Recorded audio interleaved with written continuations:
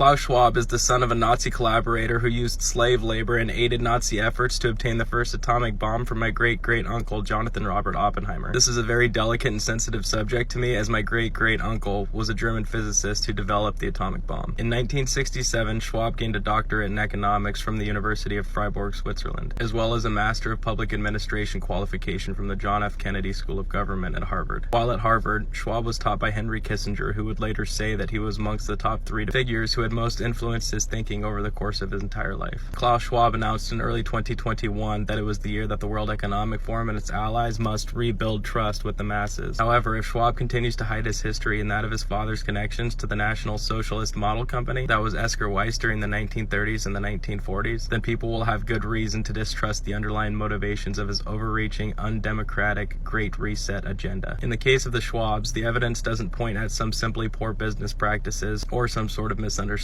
The story of the Schwab family instead points at a habit of working with genocidal dictators for the base motives of profit and power. The Nazis and the South African apartheid regime are 2 of the worst examples of leadership in modern politics. Yet the Schwabs obviously couldn't or wouldn't see that at the time. In the case of Klaus Schwab himself, it appears that he has helped to launder relics of the Nazi era, like nuclear and population control ambitions, so as to ensure the continuity of a deeper agenda. Through the World Economic Forum, Schwab has helped to rehabilitate eugenics-influenced population control policies during the post-World War II era, a time when the revelation of Nazi atrocities quickly brought the pseudoscience into great disrepute. So now is the time to designate the World Economic Forum as a terrorist organization, as its agenda is intentionally seeking to destabilize economies and promote food insecurities. Klaus Schwab and all his collaborators should be tried for crimes against humanity.